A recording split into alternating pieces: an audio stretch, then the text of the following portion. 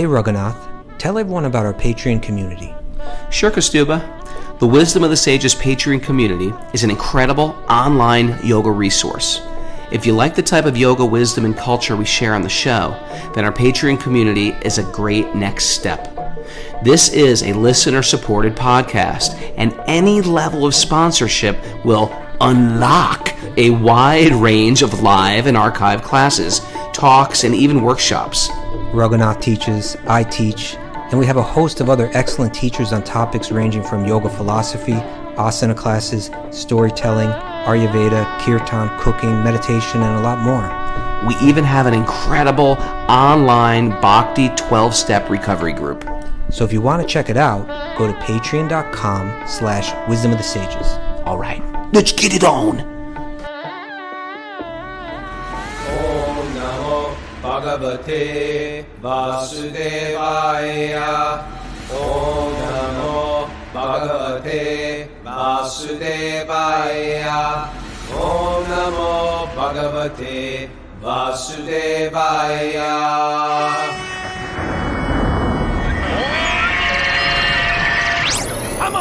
Live from Super Soul Farm, this is Wisdom of the Sages, a daily yoga podcast with your host, Raghunath, and co-host and senior educator at the Bhakti Center in New York City, Kaustubha Das. Welcome to the show, and welcome to Boom! Walk on Wednesday. Walk on Wednesday is when we find somebody that we love or find somebody that's sort of cool, and we pick their brains for about 5 or 10 minutes and introduce them to our community. And here we have one of our Wisdom of the Sages. She's actually one of the Wisdom of the Sages employees. We pay her with love, of course. That's the, but there's no withholdings. And her name is Jamuna Jaya. Everybody say, good morning, Jamuna Jaya, Harry Bowl. Good morning, Jamuna Jaya. Jamuna Jaya is especially invited on Wisdom of the Sages today because somebody said, you got to have Jamuna Jaya on the show. It was Trevor, right? Yes. Trevor, yes. yeah. She goes, she does nothing but eat, drink, and sleep Krishna all the time. It's true. I think the thing about Jamuna Jaya, which we all love, is she has probably the best attitude in spiritual life, and she inspires so many other people in spiritual life just by getting around her. So we wanted to introduce her to everybody in case you get a chance to hang with her. She's a very empowered yoga teacher as well. Jamuna Jaya, good morning. How did you get into Bhakti in the first place, Jamuna? I got into Bhakti through you.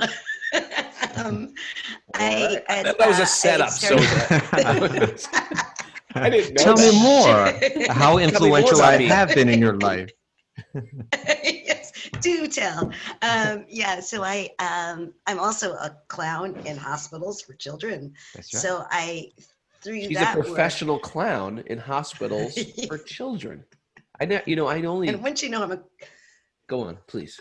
She cheers everybody once you on, know for I'm a sure. clown, then a lot of things make more sense. But my artistic directors had told me that I needed to find some stillness because I'm a little hyper. And so I started taking asana. I know, shocking. I started taking asana to think about, I was like, oh, this yoga stuff is supposed to be about stillness. I can, I'm a dancer, so I could learn it. So I started taking asana, and then at Laughing Lotus originally, and the first class I was ever in, the girl sat down behind the harmonium and chanted Om Namah Shivaya. And I remember my eyes flew open. I was like, I have no idea what this woman's saying, but this is something. And so I kept studying asana, and I was moved to take a teacher training. And then my friend Patrick Franco, who both Raghu and Kaustubha, you met, Sure. Patrick, who is my mentor. He Hudson said, Yoga, because I was Hudson Yoga Project. Hudson Yoga Great Project. studio in Hoboken. Yeah. And he was saying, well, if you're interested in this Bhakti stuff, and I really want to learn arm balances too at the same time, he goes, you need to check out Raghunath Kapha. So you had just started, Yoga Maya had just opened up, and you were teaching like at noon or 12:30, Yeah. Raghu around like and I showed up and it was that same thing. You were back behind the harmonium and you were singing Sitaram, Sitaram, Lakshman Hanuman, Lakshman Hanuman. And it was the same thing. I was like, I have no idea what this guy's saying, but I want what he has. And so I was moved to take the advanced teacher training at Yoga Maya.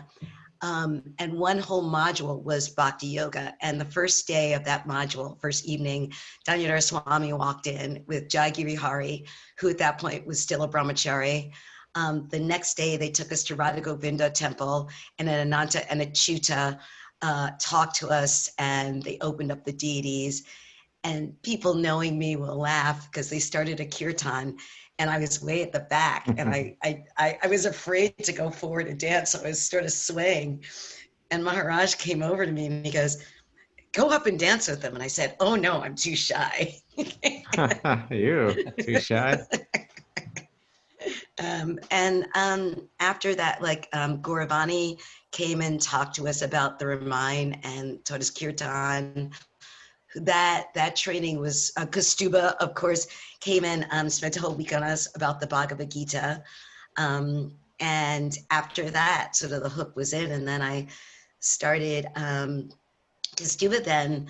I don't know if you remember, Kaustubha, you were having classes in your apartment on Sunday mornings. Sure. For just a few of us. So used to go up there. It was me and Ginny Caruso, now Jai Kishore, and some other people for however long. And then the Bhakti Center started having more offerings.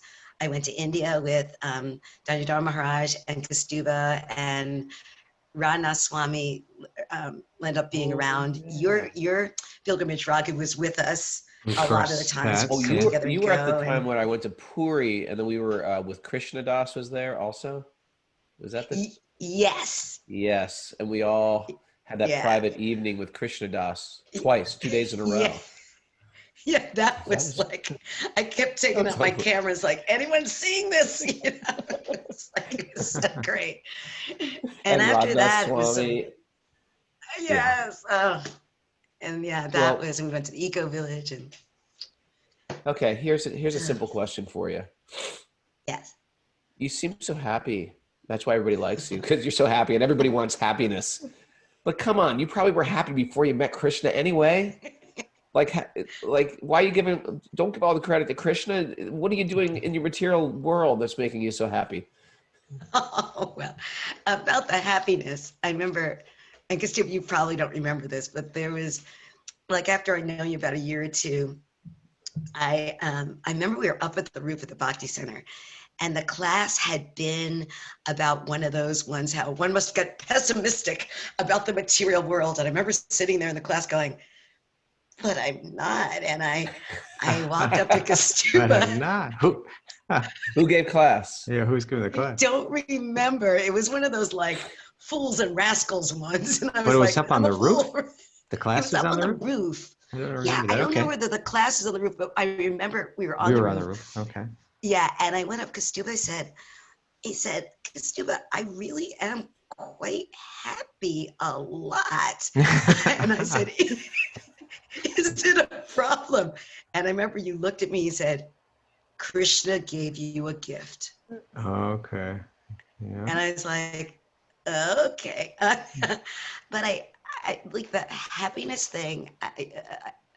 In some ways, I haven't thought about it because it just is seems to be my default setting. But I have to say, the man that is wandering around, always in the background, my husband, that people that know me, I feel like I left home very early, and I wandered about, and I feel like Krishna sort of put Jimmy in my path to take care of me. How old is very early? Like a toddler? You just toddled out of the house? Yes. Happy toddler. Just toddler. Really dancing. This man Jimmy found me. Then this tall Irishman picked me up and carried me home.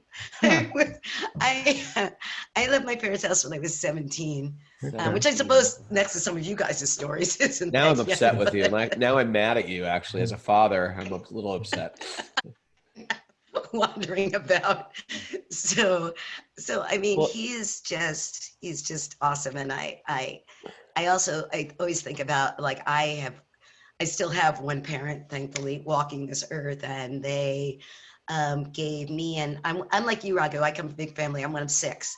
Okay. And they gave us such good grounding in piety and in service, and gave us such a good bedrock that I fully credit my parents for, like, making me a steady person. So, So you got Well, the you attitude of also have gratitude. this, she has this career of her career is you take care and you entertain children who are terminally ill or sometimes at sometimes. the hospital, yeah, and now we're on iPad because we haven't been able to be in the hospital since March, right at the Yeah. beginning.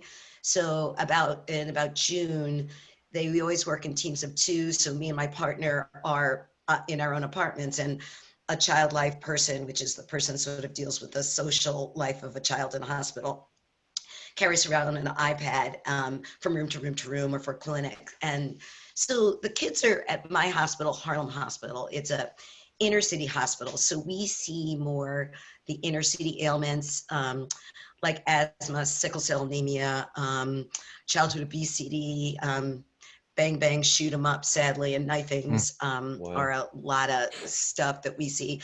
And burns are particularly bad to see. And, some kids that are very sick. But the thing about kids is kids don't hang on to it. I've literally seen a kid get an IV in one hand and then look at me smack into a wall and laugh in another. And they don't like, in a way, they really look like I'm not my body a lot, I see, because they're not like, oh my God, I'm sick and I can never get over it. They seem to identify that there's something else going on besides their ailment. And that's what we're trained to do, to see the well part of the child. So we don't walk in and see that kid has cancer, or we don't see cancer. We Sure. see that kid Right. The and heart. do what need. Yes. Yeah. Because Stu, I'm thinking when a person surrounds themselves, like we've had a lot of paramedics and EMT people that are Zoomers, it's very, very, it becomes a very, very massive mental burden to see so much distress Yep. on a regular basis. How do you compartmentalize that, Jamuna? Yeah, I mean, you do have to get good at compartmentalizing because we go from room to room to room to room to room. So you do have to sort of put it in a box and file. And there's something that I'm sure a lot of people have heard of, this guy, Patch Adams. He's like, I'm a clown who plays a doctor. Like, my character's name is Dr. I'm a Confused. And we all have character names. But Patch is a doctor who became a clown. And he once said that when you go into a room or a situation with sick child, you suck the joy out. Not saying we like the black hole and we take all the joy out, but you find the seed of joy and you extrapolate that and you grow with it.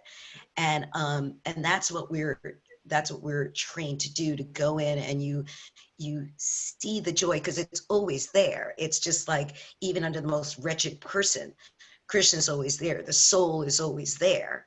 And so you go to that and you try to extrapolate that. And then because again, the nature of children is not to dwell.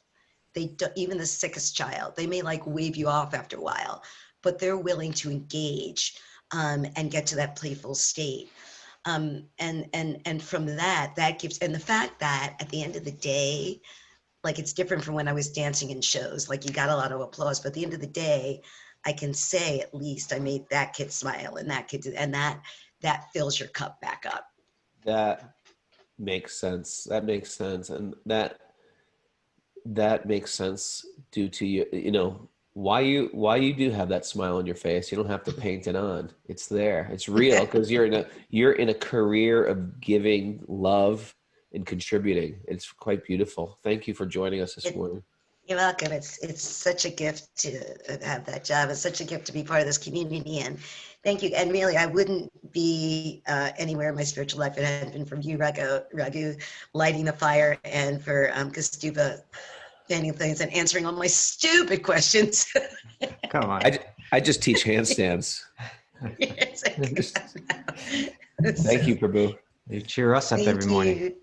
Yeah, Thank you, guys. Kaustubha, that's it. It's about the contribution. I think, you know how we always say, never bring your bad habits into sacred circles. Like if people are critical or fault finding or angry or envious of other people, and then they get into bhakti, they're bringing their trained practice of bad habits into sacred circles. And there's a problem. It becomes problematic because they start finding those same resentment with great souls or people who dedicated their life to bhakti, and they work ill together. So we always say you gotta watch yourself in that regard.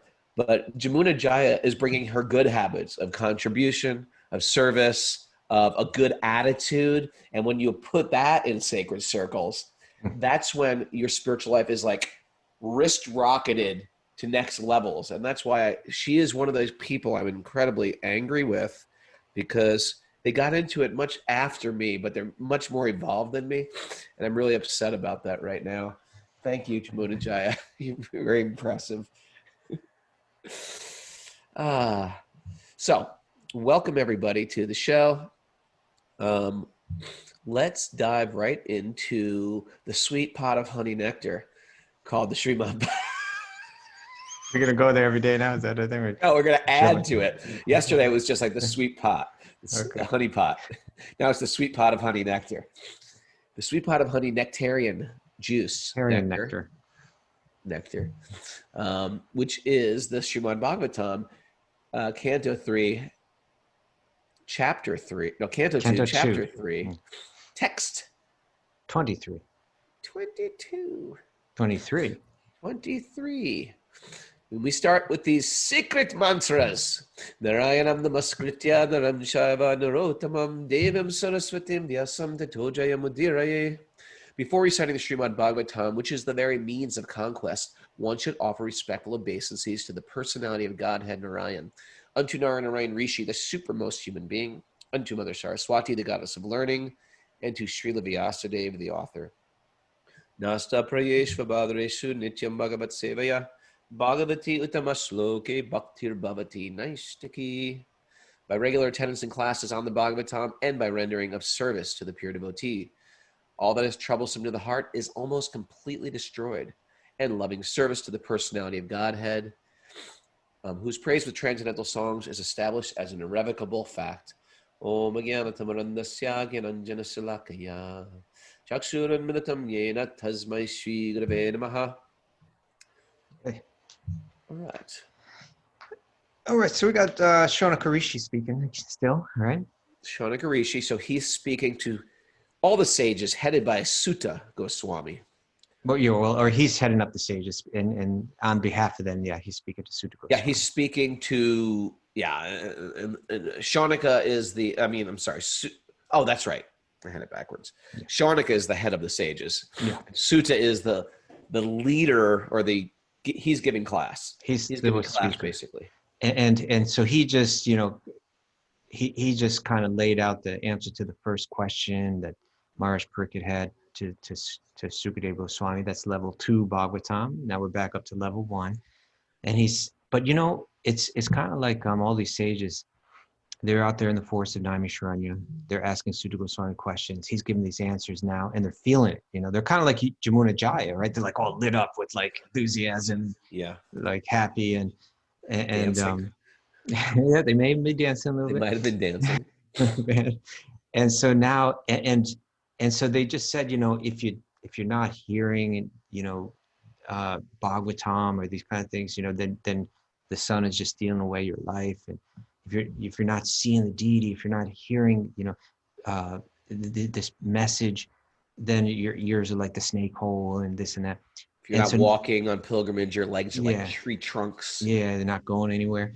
And so now it's getting deeper. And now he's going to start talking about and because he's feeling it right now, it's all the more relevant.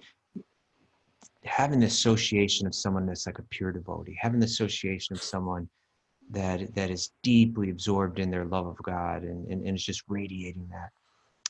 He's going to talk about that now. Okay. So text 23.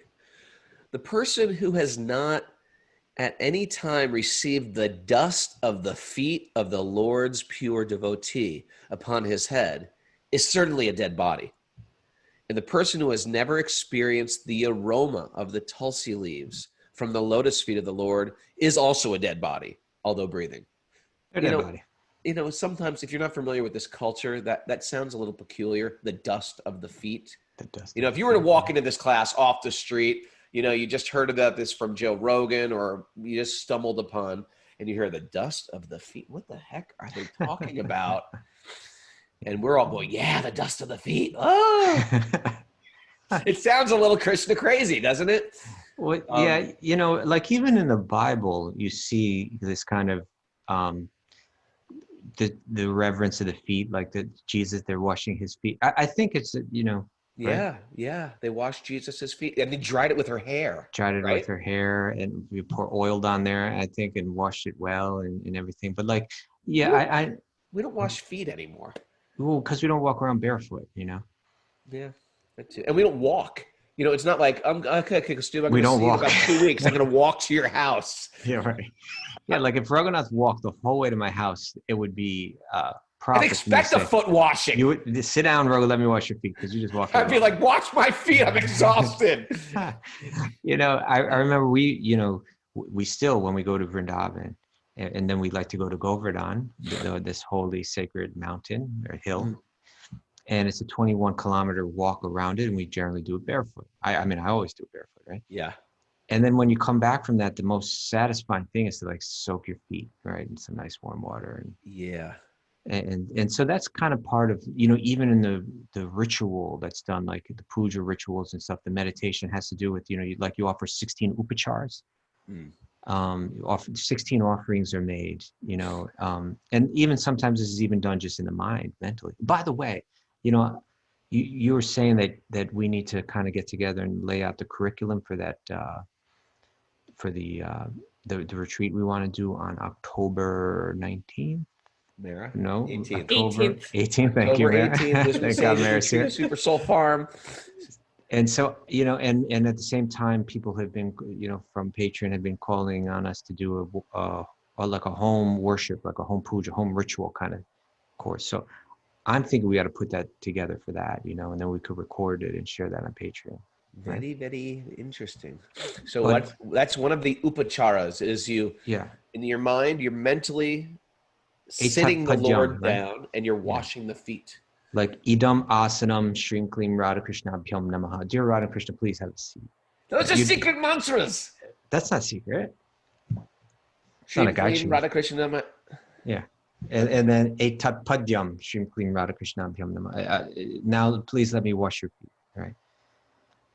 And step by step, that was just kind of like a nice hospitable kind of thing to do for someone. Yeah. But at the same time, there's the idea that, the feet are the lowest part. So with humility, I approach the feet. But, sometimes, what I think is something that might be a little bit helpful to think of when we think of these feet. And this might sound weird, right? What? But like, people get attached to their dog's feet, right? Like they're nice to touch for people, right? Like those pads and everything like that, right? But even beyond that, like I once saw a picture of a friend of mine, and she was with a tiger, right? Huh. And this tiger, somehow you could sit there with the tiger, and the tiger, tigers have these big, huge, furry feet, right? Like they're massive, and she was holding those feet, and they were just like, I could see, like, they were just like so attractive to her, like I can't get enough of these feet, But if we consider that it's Krishna's feet, are like infinitely, times more attractive than even those big, beautiful, furry tiger feet, right? Like you just can't get enough of them, Like, so the devotees, they feel that way, and they approach Krishna's feet. It's just like, they're beautiful, and everything like that. And so it's the lowest part of the body. It's the lowest part of the body. Yeah. The idea is that's our dirty part. We're walking everywhere with these feet. They're pretty low, but the dust of the feet, even the lowest part, the dust, the very soles of the feet of the devotee, it's so special. It's the object of one's worship. It's the object of one's heart. Like, and that's it. So in any case, we don't have to get too caught up in it, but it's just saying, like, in one sense, it's we're taking it to tiger's feet, but okay. But but in any case, it's saying that, here, two things are mentioned.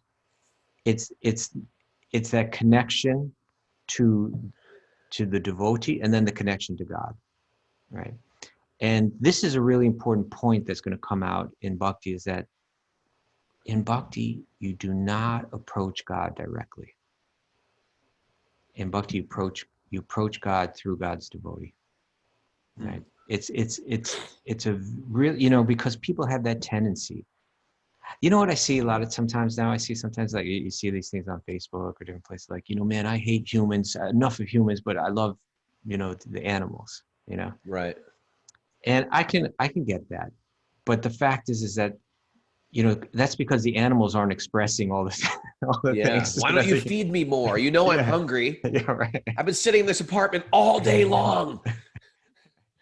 And but within the heart of every living being, there's that same quality soul. Yeah. But this idea of humility, the idea that I need to come to terms with all human beings before I can approach God. I believe that's even in the Jewish, like, maybe someone could help me out, but like in one of the important Jewish holidays, it's preceded by a day where you're supposed to kind of make amends with, like, all the people in your life. And then you get into that meditation of Such a nice way to do it, because people really want to spiritually bypass humans and go right to God, right. Yeah, without that's the understanding point. God is in everyone's heart.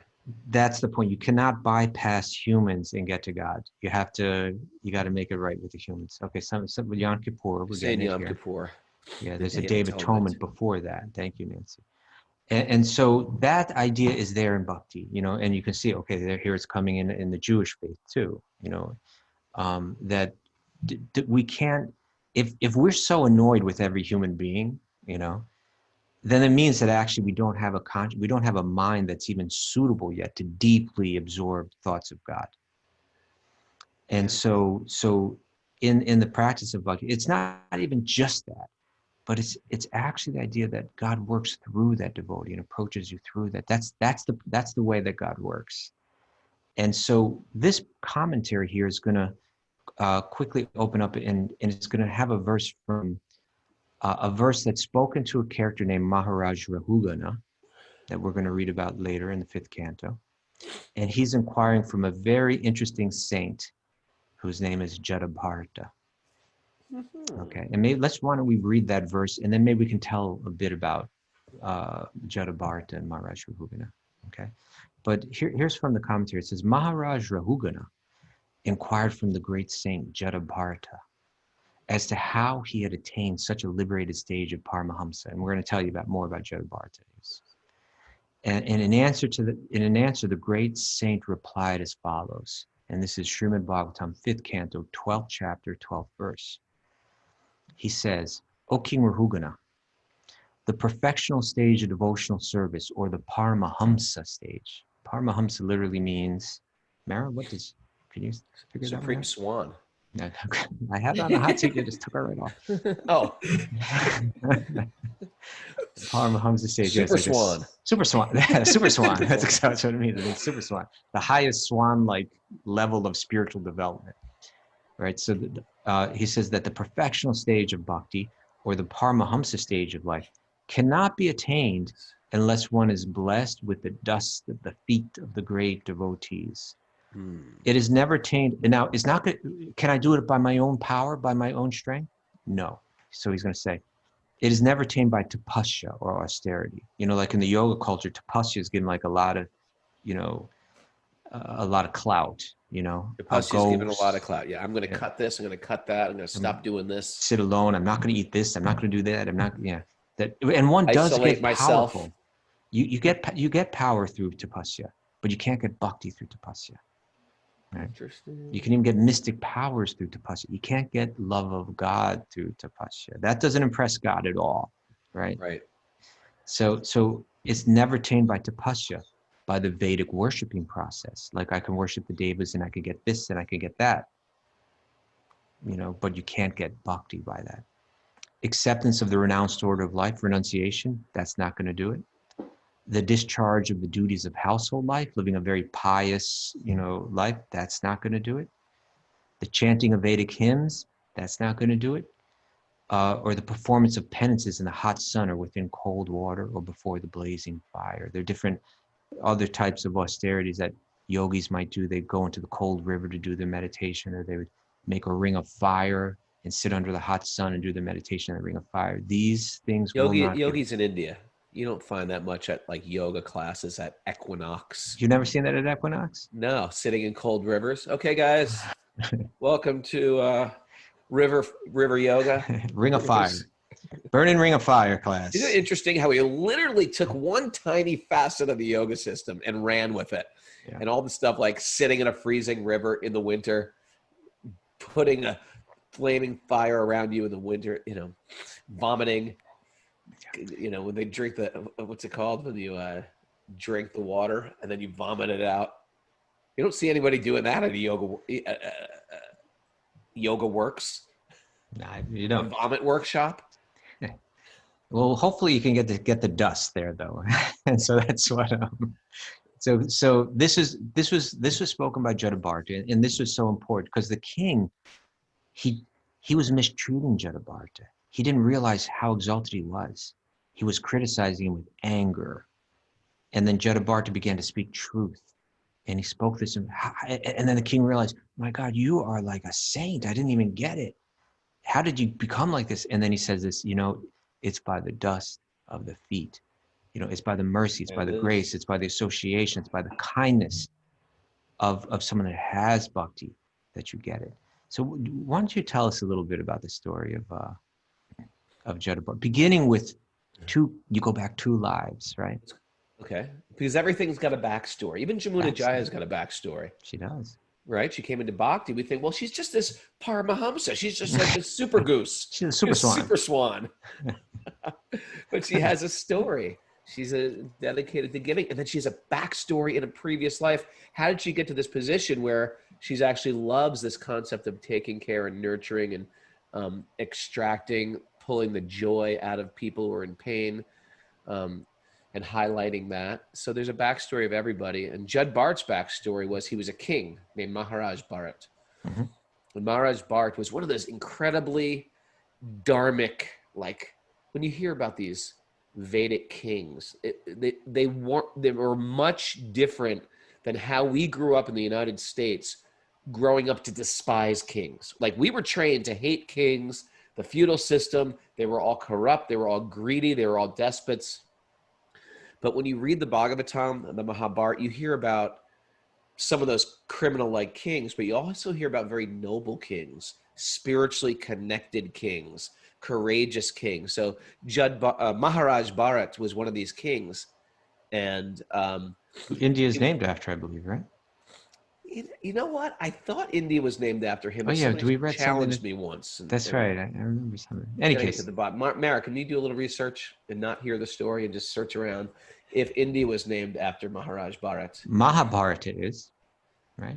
Or maybe. Yeah, but maybe not. Maybe it's named maybe it was a different Bharat. Bhart's sort of a common name too, but he was like very, very far back in. And Arjuna is called Bharata because he's his descendant, right? At least give me that. So India was always Bharat, but we're wondering if it was named after this particular king or not. That's the question. And that's the question out there, Mara, for you. It's your little homework. But anyway, this king, it was time to leave his life. Time to, he's retiring. He's doing everything right. He was dying to retire, right? Like he had all this opulence and power, but really his heart was crying, calling out for spiritual life. And even though he had this super opulence, even while living in it, he was thinking, when will I get that day where I can turn over all this responsibility and go out to the forest and just do my bhakti practice? And I think people who have created either a big business or they're very responsible and there's people dependent on them, it's hard to let go of your duties of this world to say, you know what, now is my final duty. Is preparation to leave my body. We always tend to think like, once I leave, no one can take care of my duties. But you know what? It'll be taken care of. And maybe it won't be as perfect as you, or maybe it'll be better than you. But there's that. But he got to this point where he said, now it's over. Now I'm ready to die. Now I'm ready to leave. And he was already in a very, very evolved state of consciousness. And so he's sitting on the bank of the Ganga. I think it's in Haridwar where he did this. Not positive. But, and he's doing his worship, his pujas, meditation. And at that time, and this happens a lot if you live in the woods and you just sit in the woods, animals will start coming out all over the place, and they'll start coming out and become right in front of you sometimes. And so sure enough, he was witnessing a very pregnant deer. But it should be mentioned, Raghu, Yes. that he had already achieved this very high level of spiritual development. Right. That's even mentioned he achieved the state of bhava, which in Bhakti, except there's actually the actual steps you're on. So he's at the stage where it's like the second highest step. Yeah, you're practically not of this world. You're almost there. Right? You're You cannot fall down from bhava. Is that correct? Well, he did. So he's the example that you can. That's what I meant. You can fall. That's what I meant. You can fall down from Bob.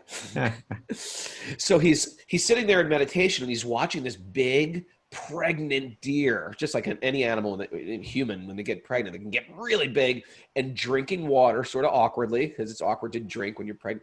I believe actually what happened, though, she was jumping over a stream, being chased by a tiger. Okay. Yes, she was, and because of that, like when she jumped over that, she gave birth to the little doe. The little doe just came right out. She lost her life. Yeah, but the mother was so frightened that she just kept running. And there was the baby floating down the river. Tender little chubby-armed fawn. And immediately, anybody would say, oh my God, I got to protect this little baby. He's floating down a river. He left his seated position and he ran and he took care of this little deer, brought him back to his sitting place. And ever seen a newborn fawn? You stroking it, you feel, what do I do with this animal? So you give it a little food, you find something for it to drink. Nurture it. And this you become this surrogate mother. And this is what happens if anybody adopts a baby animal. You become the mother of that animal. They think you're the mother. So of course he thought, well, I'm just going to take this deer and go back to my meditation. But immediately that baby deer was like, snuggling up with him, trying to and he's like, come on, I'm trying to meditate, cut it out. But the fawn kept on snuggling him during the meditation. And of course, it's a beautiful fawn. What are you going to do? You're going to pet it. You can't. Okay, come on, I'm trying to meditate. Sit down. And it just doesn't work. And in the process, he felt like, I'm taking care of this fawn. But at the same time, he started slacking on his own spiritual practice. So he became an incredible mother of a fawn, but he started slacking on his spiritual practice. Now, is that so bad? No, it's not so bad in the immediate picture. But in the greatest picture, which was, I'm about to die. And I'm attached to something of this world. I gave up everything specifically to become detached from the world, and now I'm taking care of this fawn. And on his last breath, his meditation was on that fawn, and thus he took birth as a deer. So his Yambapi smarambavam tyajanti anti kalevaram. Yeah, whatever you meditate on that last moment, that's what you take. So originally his connection with this little fawn was it was compassion. But it's a good thing. It's a good thing. Yeah, but that compassion kind of grew into attachment, and then it even grew to the level of obsession. Right? He kind of became carried away and got obsessed with this fawn. So it became his attention became just centered around the cuteness and the sweetness of that fawn.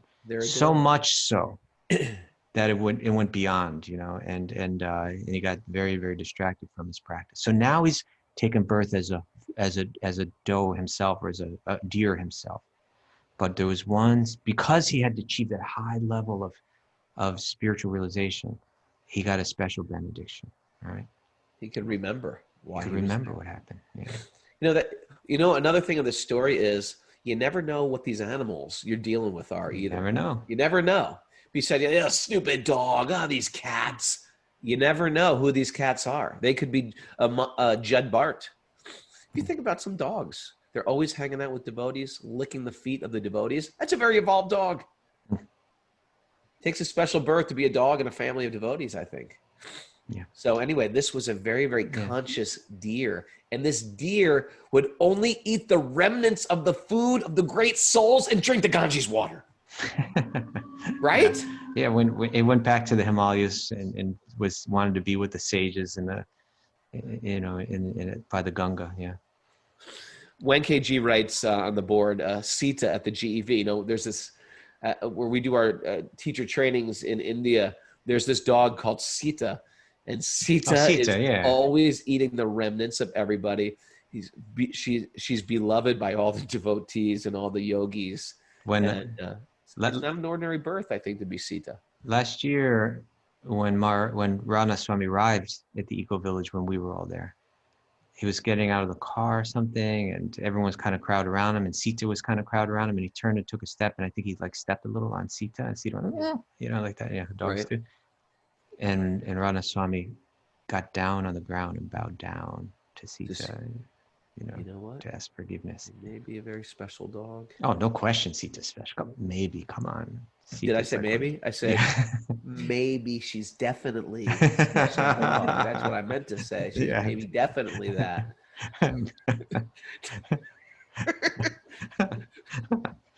Okay.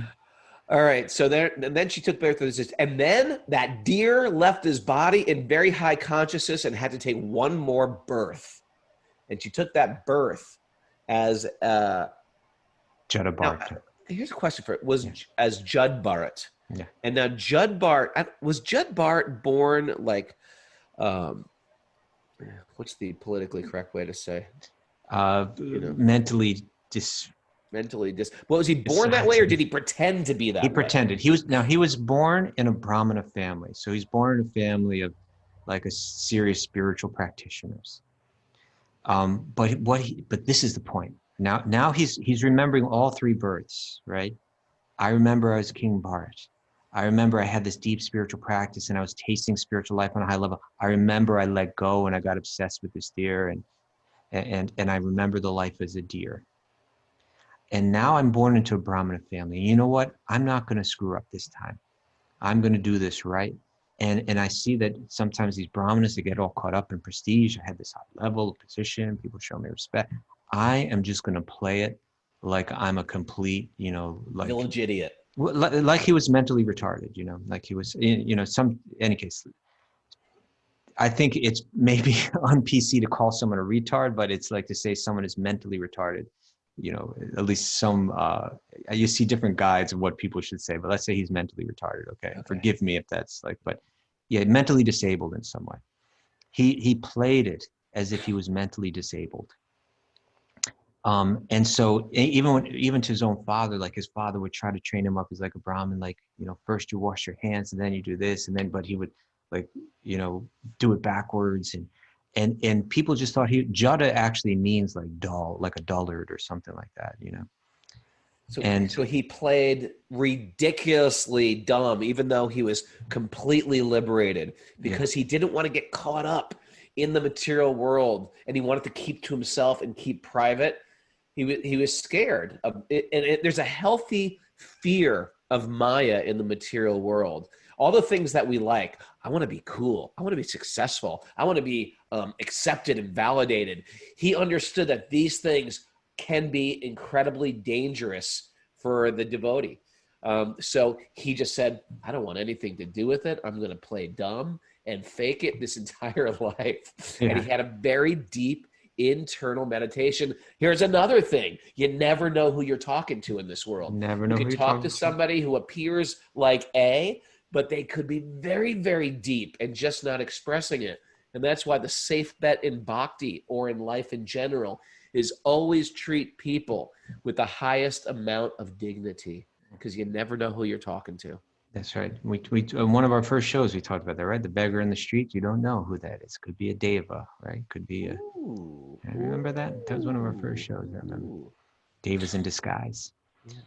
So any case, he's sitting there one day, just kind of like, they almost use him like a scarecrow. It's just like, this guy just go out there and sit in the field and, you know, but then one day the king somehow was passing by on a palanquin. He's got 4 people carrying this palanquin, right? This is the king. And somehow one of the palanquin carriers that kind of couldn't carry anymore. And so the others were meant to like immediately recruit a new carrier. And it's just like, you just drop everything, if on the order, of the king, you just drop everything you start to carry. So they saw Jada Bharata. He was physically kind of strong. And they said, you, right now, you're carrying the palanquin for the king. And he was just kind of like non-resistant. Okay, if God wants me to carry the palanquin, I'll carry the palanquin. And he starts to carry the palanquin with the others. But as he's carrying, because he's got this super high level of compassion and realization, he's stepping very carefully to avoid the ants in the path. And because he's walking like a little kind of like awkwardly, because that the palanquin is kind of like shaking a little bit, it's like it's a little bit of an uncomfortable ride. And the king is getting upset. What's going on? King, he's become arrogant because of his opulence, his position, prestige. And so the other characters saying, it's not us, it's this new guy, This new guy's trying to dance over the ants. Yeah. And so the king just starts to lay into Jada Bharata. He's just with all kind of sarcasm and everything, he's just like cutting him down, But Jada Bharata's like completely his mind is undisturbed by it, right? He's not at all, he's got no ego issue that this person is now saying insulting words to me. Okay, but it's because he's got that deep spiritualization. He's not angered by it. He's not depressed by it. He's just watching it happen, and he's actually feeling compassion to the king, right? This poor guy's got it so screwed up that he's like, he's suffering because of this. So he begins to speak to the king, and this person who like is always faking it and playing like he's like a some kind of dullard or something like that. He starts to speak pure philosophy. And when the king hears this, and this is what is so impressive about Bhagavatam, right? The king does what we have so much trouble doing in our day and age, right? He recognizes, what have I done? I've insulted you. I acted like an arrogant fool, just like I've been a complete creep. Look at me. I'm insulting you, and you, I recognize, are very deeply spiritually advanced. Please, he gets to write, please forgive me. But I thought maybe we could read a little bit of some of the verses that. Let's do it. We don't have too much time left, but let me at least read through them. This is Srimad Bhagavatam, Canto 5.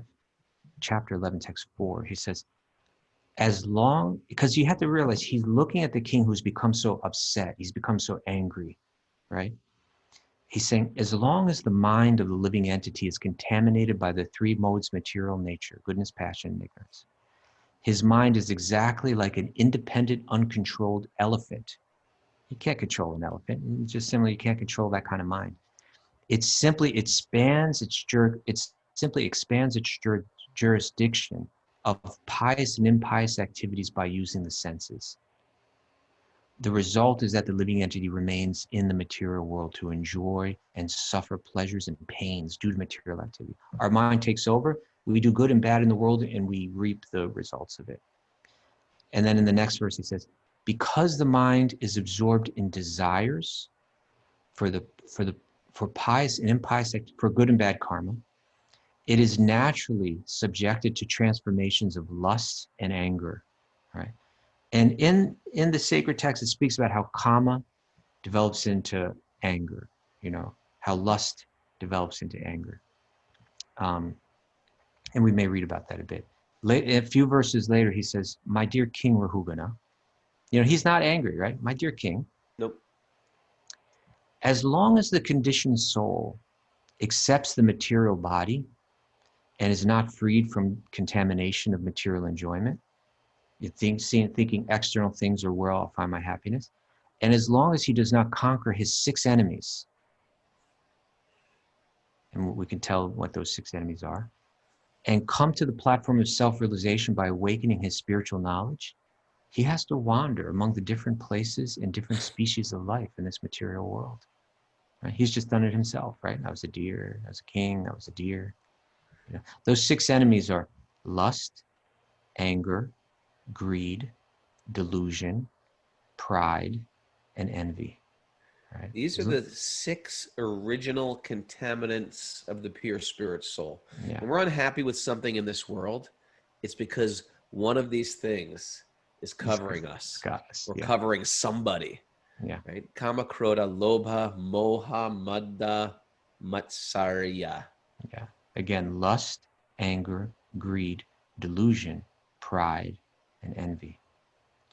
And so then he goes on. He says, the soul's designation, the mind, we identify with the mind, is the cause of all tribulations in the material world. It's not our external circumstances, it's how our mind is set, right? As long as this fact is unknown to the conditioned living entity, he has to accept the miserable condition of the material body and wander within this universe in different positions. Because the mind is affected by disease, lamentation, illusion, attachment, greed, enmity, it creates bondage and a false sense of intimacy within this material world. This uncontrolled mind is the greatest enemy of the living entity. If one neglects it or gives it a chance, it will grow more and more powerful and become victorious. It'll take you over, right? It's like one of those computer programs that it gets in there and then takes everything over. Virus. Virus, the mind just takes it all over. He says, although it is not factual, it is very strong. It covers the constitutional position of the soul. O king, please try to conquer this mind by the weapon of service to the lotus feet of the Guru and of the Supreme Personality of Godhead. Do this with great care. You know, he's Imagine saying that if you had one of these servants, like you're so much above them, you're the king, and you've got this so-called dullard who's just all he's good for is carrying you around, and all of a sudden he's jumping up and down while he's supposed to be making your life smooth on a palanquin, and you're like, what are you doing, you fool? And then all of a sudden he starts like giving this heavy truths, spiritual truths, and Maharaj Rahugana was just, oh my God, God is speaking through this guy right now. Bowed down, took off his crown, bowed down to Jada Bharata. What a cool story. it's an amazing story. You know, his story goes on and on, actually. There's a whole other chapter to it, right? Where he gets these guys kind of take him to make a human sacrifice out of him. That's always wild. That's for another day. That's for another day. But just to meditate that he saw the king became so angry over something so insignificant. You got 4 people, they're literally just like humbly carrying you around, you know, and you're not satisfied with that. And because it's slightly bumpy, because this person cares about other living beings, you know, little ants. And then you just, you know, we have to catch ourselves. We may not be Jada Bharata. We may not be this advanced and realized and pure and tolerant and all that. Let's at least try to be Maharaj Rahugana. That when that anger, you know, or that pride, that thinking that we're better than someone else and have the right to demean them in some way, or become angry over insignificant things, let us try to remember these instructions about how our mind is running out of control right now. And let us try to do like ultimately what Maharaj Rahugana did. I give him credit. He became humble in that circumstance. He recognized his own shortcomings. He showed respect, you know, to the person that he was just demeaning. And in that state of mind, he was capable of imbibing the wisdom that's necessary to make that positive transformation. Yeah. Maharaj Rahugana ki jai. Jada Bharata ki jai. And don't step on any ants anymore, people. Step on an ant. You know what? I killed a bug the other day. I'll admit it. Intentionally? Well, you know, it sort of flew on me, and I was like, "Get out of here!" And I just like, like if you think about the deep-rooted arrogance that goes with like, "Who do you think you are for landing on me?" It's like it's like a sick type of arrogance, and and afterwards I was like, "What have I done?" What have I done? Just because I didn't want you to land on my body. You didn't even know it was me. You were just landing on things. Anyway. Recovery meeting today at 1 p.m. And if people want information on that, you write to bhaktirecoverygroup@gmail.com. That sounds great. Thanks to our special walk on Wednesday, Jamuna Jaya. We love you, Jamuna. Coming soon to a kirtan near you. She will be dancing and singing. Thanks for everybody for joining us on Zoom. If you're out there, if you're one of the others out there and you want to join us on Zoom, you can do it. All you got to do is email Mara, make the commitment to chant 1 round of japa a day, and you can join this exclusive transcendental party that's going on right now. You just got to email her at wisdomofthesages108@gmail.com. Wisdomofthesages108@gmail.com. I hope I see a bunch of you at the Bhakti Center Saturday. I think it's sold out at this point, but I'm not sure. And also our Wisdom of the Sages retreat. You got to email Mara to get on that list, and then we're going to hit you with the registration. So it is wisdomofthesages108@gmail.com. That is October 18th at Super Soul Farm. Thanks to everybody who joined late today in the show that I didn't say good morning to. Hans is saying that it's the first day of the Purushottam Mass, the Purushottam month. Oh, that is the first day. So no, wait. I thought it was tomorrow. September is the first day. Tomorrow is the first day. Well, both days are in September. Okay. We will read about that. Okay. Well, yeah. So we'll figure it out if it's today or tomorrow. But it's a great time for taking a vow, going deeper into Okay, let's talk about that tomorrow. We'll get everybody making vows for the month. Right. Hey, thanks everybody joining us late on Zoom. That I didn't say good morning to Rachel and Eric Noble and Lauren, Carmen and Katya and Kanuram. Good name. Charlie McKinnon, Kamalakshi,